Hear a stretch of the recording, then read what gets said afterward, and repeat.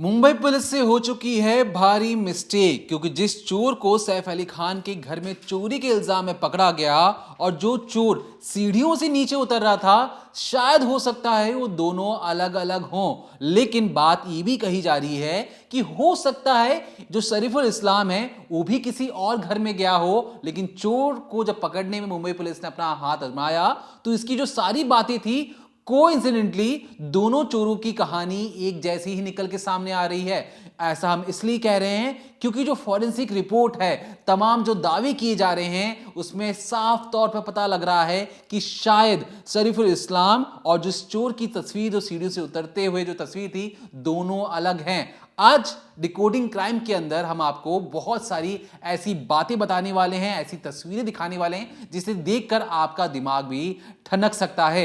अब देखिए वो तस्वीर जहां पर ये जो शरीफुल इस्लाम है बांग्लादेश में रहा करता था, और ये जो खड़े हैं ये उनके पिता हैं और पीछे घर है शरीफुल इस्लाम का। जब हमने इनके पिता से बातचीत की तो पिता ने बार बार ये कहा कि देखिए मेरे बेटे को फंसाया जा रहा है। तो हमने पूछा कि ये बताइए कि आपका बेटा भारत के अंदर आया कैसे, किसको कितने रुपए खिलाए गए।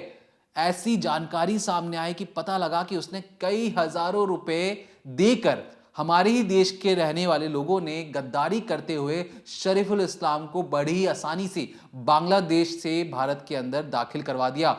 कौन था वो शख्स, कितने रुपए लिए, उसके बारे में बात करेंगे। लेकिन सबसे पहले बात करेंगे मुंबई पुलिस से शायद और किन किन वजहों से उन पर उंगलियां उठना शुरू हो रही हैं। फॉरेंसिक रिपोर्ट से लेकर गिरफ्तारियों तक का जो तांता लग गया था, उसमें अब ये साफ तौर पे कहा जा रहा है कि शायद जिस शख्स को मुंबई पुलिस ने पकड़ा उनसे गलती हो गई है। कोइंसिडेंटली हो सकता है कि दो चोर एक ही टाइम पर अलग अलग जगह चोरी कर रहे हों और गलती से इसे उठा लिया गया हो। अभी आपने कुछ डॉक्यूमेंट्स देखे, ये वही ओरिजिनल डॉक्यूमेंट्स थे जो ये साबित करते हैं, यूँ कहें कि जो ये चीख चीख कर बताते हैं कि ये जो शख्स है ये बांग्लादेशी है। ये हो गई एक बात कि ये जो शख्स है शरीफुल इस्लाम ये बांग्लादेशी है। पर यहाँ पर सवाल उठता है कि क्या ये वही शख्स है जो सैफ अली खान के घर 15 से 16 की दरमियानी रात घुसा था चोरी करने के इरादे से और इसी ने सैफ पर अटैक किया। तो इसके लिए कई सारे जो लोग हैं, बहुत सारे तथ्य सामने आ रहे हैं और कहा जा रहा है कि मुंबई पुलिस शायद जल्दबाजी कर रही है। ये साफ तौर पर कहा जा रहा है। गलती तो हम नहीं कहेंगे, फिलहाल मुंबई पुलिस अपना काम करिए, पर यहाँ पर जल्दबाजी की बातें बहुत ज़्यादा कही जा रही हैं। वो इसलिए कही जा रही है क्योंकि पुलिस ने एक एक करके 3 लोगों को पकड़ा और आखिरी में तीसरे वाले को बोला कि हाँ यही वो शख्स है।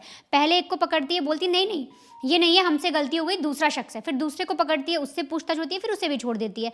फिर जब तीसरा पकड़ में आता है तो उसको तस्वीर बताकर बता देती हैं कि हाँ यही वो शख्स है जिसने सैफ अली खान पर अटैक किया। लेकिन हमने आपको जैसे कल भी बताया था कि एक जो प्राइवेट लैब है फॉरेंसिक की, उसने फेस रिकग्निशन जो ऐप होता है, जो एक प्रॉपर सिस्टम होता है, एआई होता है, उसके ज़रिए जिस चीज़ के ज़रिए कई बड़े बड़े केसेस जो हैं Delhi police, Mumbai police, Hyderabad police सुलझा चुकी है, उसी आधार पर फॉरेंसिक लैब ने एक बाकायदा डेटा बनाया और इन तस्वीरों को मैच किया। तो पता लगा कि ये दोनों ही मैच नहीं करते, बल्कि जो सीसीटीवी में तस्वीर है और जो शख्स की तस्वीर है शरीफुल इस्लाम की, वो दोनों ही मेल नहीं खाती। मेल कैसे नहीं खाती मैं आपको बताऊंगी, लेकिन उससे पहले मैं आपको वो 3 तस्वीरें दिखाती हूँ और इसके बाद आपको ये तय करना होगा या फिर आपको ये समझना होगा कि क्या ये वही शख्स हैं, क्या सच में मुंबई पुलिस से गलती हुई है या फिर मुंबई पुलिस ने जल्दबाजी कर दी। अभी आप अपनी स्क्रीन पर एक तस्वीर देख रहे हैं। इस तस्वीर को देखिए, ये शख्स शाहिद नाम है इसका। 17 जनवरी को मुंबई पुलिस ने इसे गिरफ्तार किया था। इसके बाद इससे काफ़ी लंबे समय तक पूछताछ होती है। जो पुलिस हैं वो लगातार इनसे तमाम तरीके के सवाल पूछते हैं। ये पता किया जाता है कि ये जो शख्स है क्या ये शाहरुख के माफ़ करिएगा सैफ के घर में गया। उससे पहले पुलिस को ये भी पता लगता है कि जो शाहिद है यही वो शख्स है जो 14 जनवरी को शाहरुख खान के घर में एंट्री करने वाला था। अब यहाँ पर आप देखिए, ये जो शाहिद नाम का लड़का है, जो शख्स है जिसको चोर बताया जा रहा है, इसी पर पहले आरोप लगा था कि यही वो शख्स था जो शाहरुख के घर में भी एंट्री लेना चाहता था, लेकिन कुत्ते भौंके तो वापस हो गया।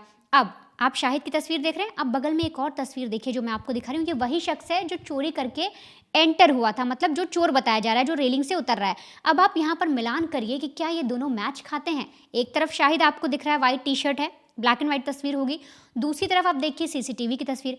अब आप कमेंट में ज़रूर बताइएगा कि क्या ये दोनों मैच खाते हैं, क्योंकि पुलिस ने इसी सीसीटीवी के आधार पर शाहिद को पकड़ा था, जिसमें से अगर मैं अपना अनुमान बताऊं या जो हम अंदाज़ा लगा रहे हैं उसके हिसाब से बाल और आंखें इस सीसीटीवी की तस्वीर से हल्की हल्की मैच ज़रूर कर रही हैं। अब एक और तस्वीर आपको इसी स्क्रीन पर मैं दिखाती हूँ। ये जो शख्स है इसका नाम है आकाश कनौजिया। जब 17 जनवरी को जो पुलिस वाले हैं वो शाहिद को जब पकड़ते हैं, उससे पूछताछ करते हैं, तो बाद में पुलिस बोलती नहीं हमसे गलती हो गई, ये वो शख्स नहीं है। इसके बाद अगली रोज़ यानी 18 तारीख को आकाश कनौजिया नाम के एक आदमी को पकड़ा जाता है, जो कि दुर्ग रेलवे स्टेशन पर देखा जाता है और पुलिस को लगता है इससे उस सीसीटीवी वाले बंदे की यानी जो चोर है उसकी शक्ल मैच हो रही है। अब इसके बाद मुंबई पुलिस इसको उठाती है, इससे पूछताछ करती है। तो अब ये जो आप दूसरी तस्वीर देख रहे हैं इसके साथ भी मैं आपको सीसीटीवी वाले शख्स की तस्वीर दिखाती हूँ। अब यहाँ पर ये तस्वीर तो बिल्कुल भी मैच नहीं खाती, ये आप लोग खुद भी बताइएगा।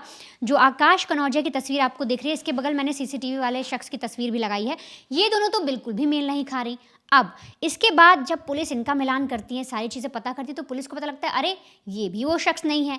अब मुंबई पुलिस फिर से एक्टिव होती है और फिर एक शख्स को पकड़ लेती है, लेकिन इसको पकड़ने से पहले पुलिस को बाकायदा रेलवे स्टेशन के फुटेज मिले, जो मोबाइल का कवर है और सिम माफ करिए कवर खरीदते हुए एक फुटेज दिखी, ऐसे और बाइक से एक फुटेज दिखी। ये सारी फुटेज पे जब पुलिस ने चेक किया, जब तहकीकात की, तो एक शख्स और पकड़ में आता है।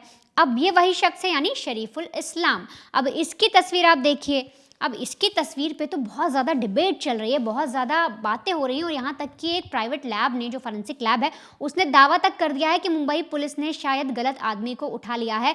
अभी भी मुंबई पुलिस सही चोर को नहीं ढूंढ पाई है। जैसे पहली बार शाहिद को उठाया, दूसरी बार आकाश कनौजिया को उठाया, तीसरी बार जब शरीफुल को पकड़ा, तो इस वक्त भी मुंबई पुलिस से चूक हो गई है। अब ऐसा क्यों कहा जा रहा है, तो मैं आपको फटाफट जल्दी एक कुछ चीज़ें समझा देती हूँ। देखिए, हो सकता है आप में से बहुत से लोगों ने, हमने इससे कल भी अच्छे से समझाया था, एक बार आपको मैं फिर भी पूरा एक्सप्लेन करती हूँ कि दोनों तस्वीर में आपको दिखाती हूँ शरीफुल और जो दावा किया गया उस लैब के जरिए। उसमें साफ तौर पर कहा गया है कि जो शरीफुल का माथा है उसकी शेप वो लंबा और चौड़ा है, तो वहीं सीसीटीवी में दिख रहा जो शख्स है वो बेहद छोटे माथे वाला है। और साथ ही बालों का अंतर आप देखिए कितना ज़्यादा डिफरेंस है, ये बाल फिर भी पहले वाले शाहिद से मैच कर रहे हैं। अब दूसरा आप देखिए तो उन्होंने आंखों का बताया कि जो शरीफुल की आंखें वो बादाम जैसी हैं, तो वहीं जो सीसीटीवी वाला शख्स है उसकी आंखें गोल हैं। आईब्रो में फ़र्क बताया गया कि शरीफुल की जो आईब्रोज़ हैं उनके बीच में अंतर कम है, वहीं पर जो दूसरा शख्स है सीसीटीवी वाला उसकी आईब्रो में काफ़ी ज़्यादा जो बीच का डिफरेंस होता है काफ़ी ज़्यादा है। नाक पर बोला गया कि शरीफुल की नाक चौड़ी है, वहीं जो सीसीटीवी में लड़का दिखाई दे रहा है उसकी नाक बेहद तीखी और पैनी है। इसके अलावा होंठ में भी डिफरेंस है और इसी तरीके की चीज़ें बोली जा रही हैं कि मुंबई पुलिस ने गलती कर दी या शायद जल्दबाजी कर दी। तो ऐसे में अगर मुंबई पुलिस से जल्दबाजी हुई है तो हो सकता है आने वाले वक्त में आपको कोई और चोर भी नज़र आ जाए। लेकिन अगर ये वही शख्स है, क्योंकि जिस तरह से अपडेट सामने आ रही हैं कि इसने पुलिस को बताया कि मैंने वहाँ चाकू फेंका, मैंने ऐसी चीज़ें की, तो बहुत सारे लोग ऐसी बातें कह रहे हैं। अभी तक इस पर तथ्य नहीं आया है कि हाँ इसने कहीं और चोरी करने की कोशिश की या ये सैफ के घर वाला ही चोर है।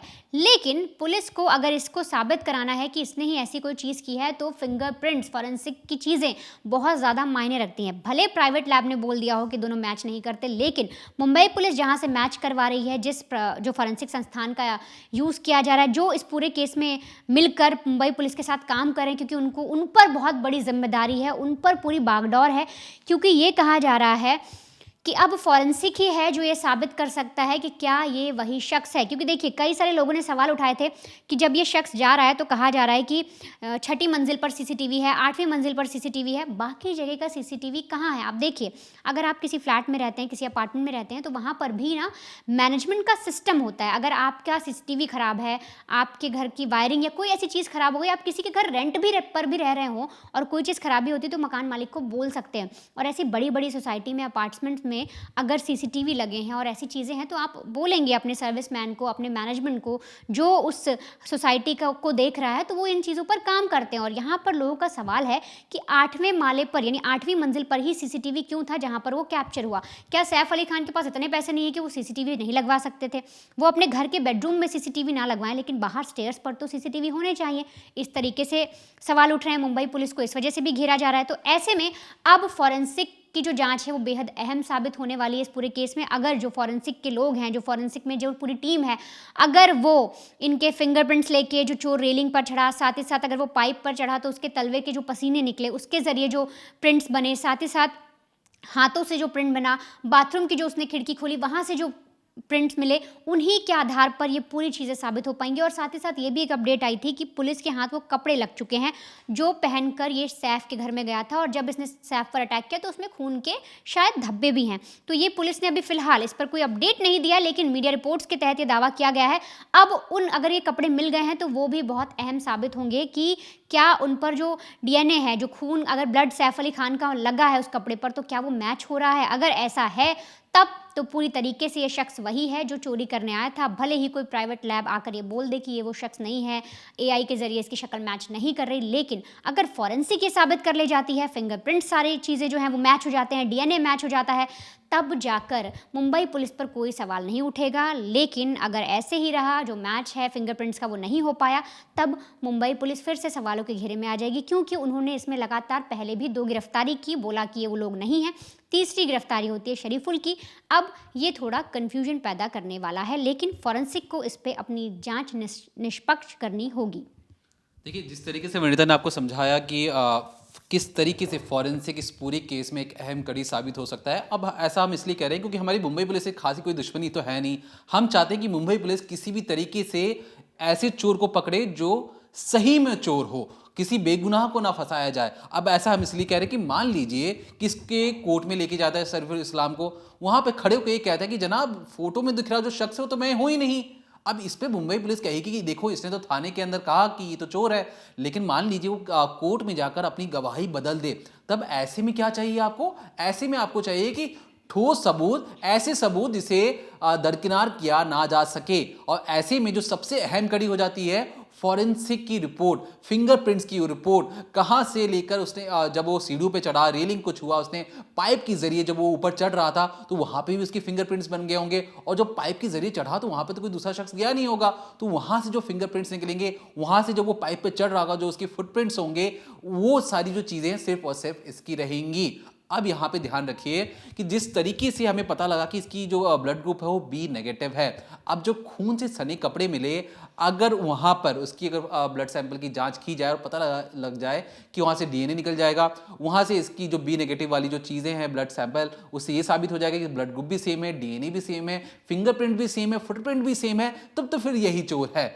लेकिन जब तक ये सारी चीजें साबित नहीं होंगी और शरीफुल इस्लाम कल को जाके कटघरे में खड़े होकर बोले कि मुझे तो गलत गिरफ्तार किया गया है, मुझे दबाव देकर बुलवाया जा रहा है, तब कटघरे में मुंबई पुलिस के सामने ऐसे तमाम सबूत होने चाहिए जिससे शरीफुल इस्लाम के ऊपर सीधे तौर पर, साफ तौर पर यह बताया जा सके कि सिर्फ और सिर्फ वही एक शख्स है जिसने सैफ अली खान के पीठ पर छोरा भूका, उनके साथ मार पिटाई की। लेकिन सबसे बड़ा सवाल, क्यों भारत के अंदर आया तो आया कैसे? शरीफुल इस्लाम ने सैफ अली खान के घर में चोरी की या उनके साथ मार पिटाई की कि नहीं की, ये बात तो एक अलग है, लेकिन वो भारत के अंदर कैसे आया, इसके बारे में आपके लिए जानना बेहद जरूरी है। मात्र 10,000 रुपए के लिए एक एजेंट बिक जाता है और शरीफुल इस्लाम को बांग्लादेश से भारत बुला लेता है। मात्र 10,000 रुपए के लिए वो देश के साथ गद्दारी कर देता है और इसके बाद उसे कोलकाता में, बंगाल के अंदर एक सिम कार्ड भी दिलवाता है।